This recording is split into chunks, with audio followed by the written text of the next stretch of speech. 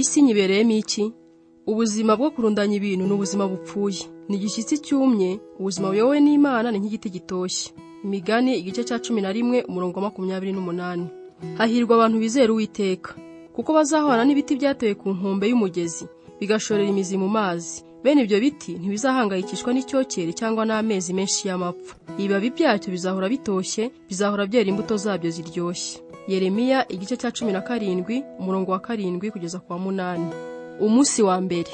Mbere na mbere Imana, kuko ibintu byose hadasigaye na kimwe, ari byo mu ijuru cyangwa ibyo mu isi, ibiboneka n'ibitaboneka, buri kintu cyaremwe nawe, kandi muri we niho bibonera ibisobanuro. Abakolosayi igice cya mbere umurongo wa 16. Uretse wemeye ko hariho Imana, ubundi kwibaza intego y'ubuzima ntacyo byakugezaho.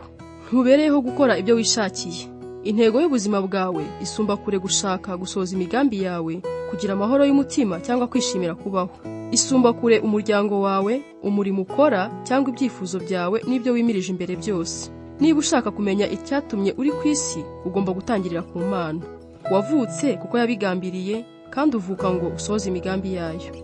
Intego y'ubuzima yabereye abantu amayobera kuva imyaka ibihumbi n'ibihumbi, ariko byose biterwa n'uko iteka dutangira gushakira ahatariho twirebaho.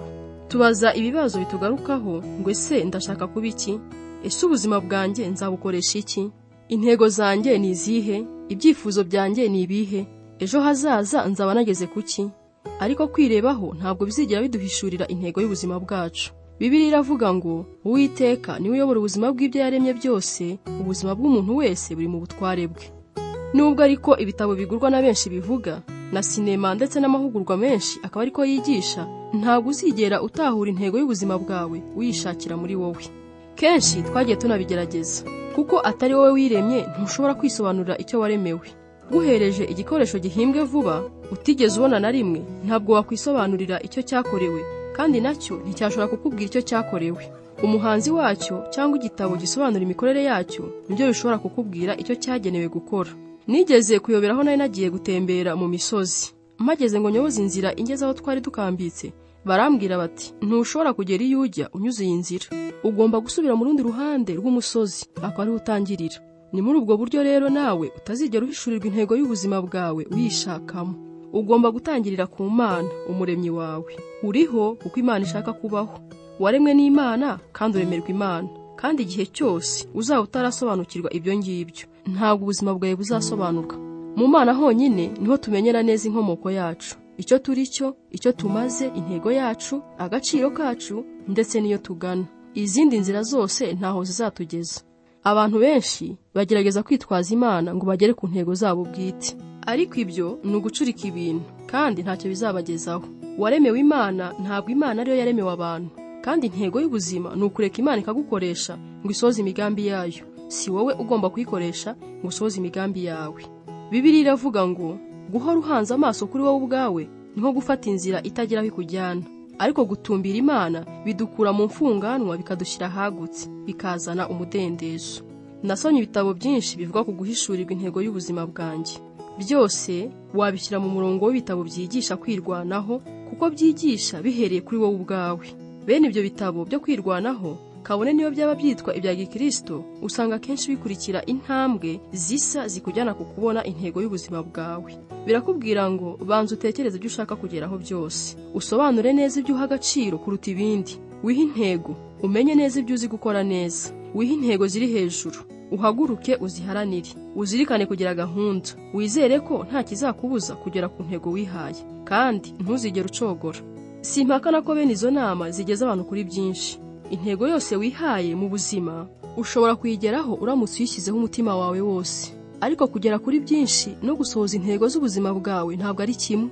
Ushobora gusohoza intego zose wihaye ukabikirangirire kimenywa na bose mu maso y'isi, nyamara ukaba utarashoje intego Imana yari ifite ikurema. Ukeneye rero inama zisumba izo kwirwanaho.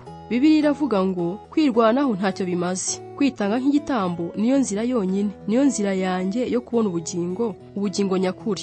Iki gitabo ntabwo kiri muri urwo rwego rw'ibitabo byigisha kwirwanaho. Ntabwo ari igitabo kizakwigisha uburyo bwo guhitamo akazi keza, cyangwa uburyo bwo gusohoza inzozi zawe, cyangwa uburyo bwo gutegura ubuzima bwawe. Ntabwo kizakwigisha amayeri yo gutsindagira imirimo myinshi muri gahunda iyo imaze kukubana nyinshi. ibiramambu kizakwigisha uburyo bwo gukora bike mu buzima wita cyane ku by'ingenzi biruta ibindi. Ni igitabo kiguhugurira kuba icyo Imana yakuremeye kuba cyo.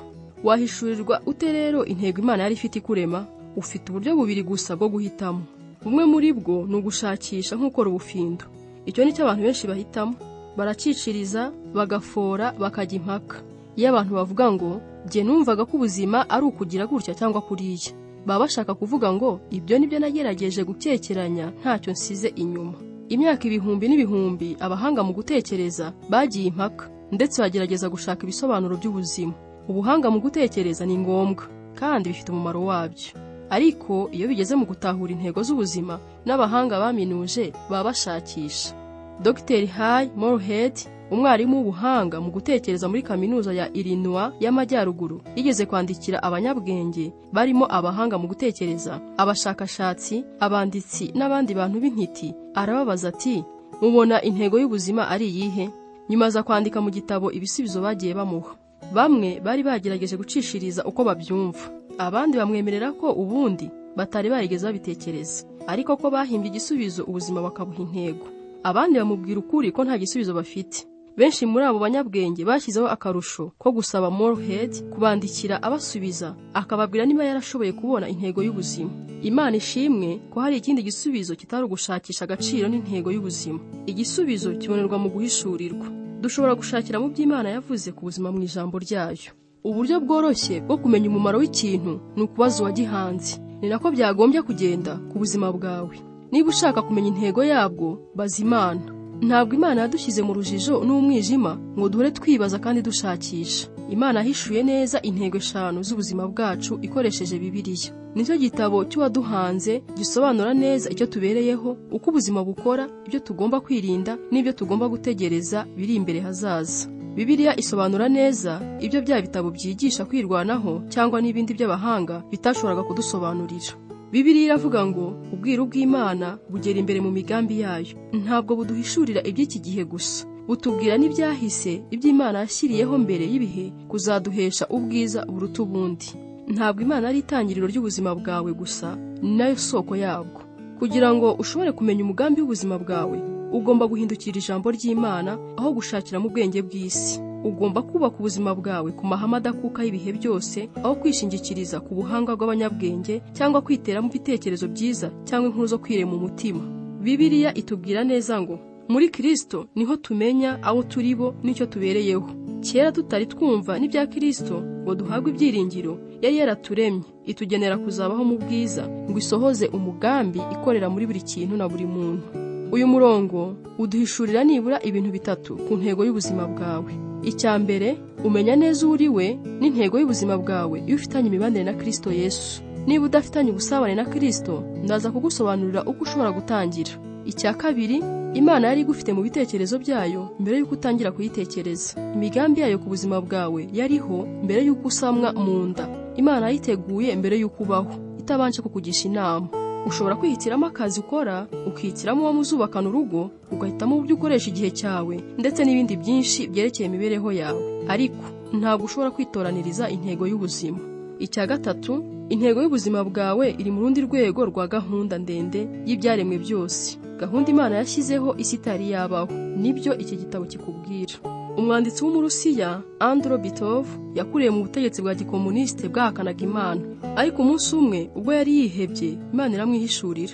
Yanditse ngo ubwo nari maze kugira imyaka 27, ubwo nari muri gari ya moshi inyura munsi y'ubutaka metro ya Leningrad, nafashwe n'ubwihebe burenze urugero ku buryo numvaga ntinye ko ubuzima bwanjye burangiye. Nta kwizera ejo hazaza, nta kwizera kumva mfite agaciro. Ngiye kumva ntazi aho biturutse, numva amagambo anje mu mutwe ngo ubuzima budafite Imana ntibushobora kugira agaciro.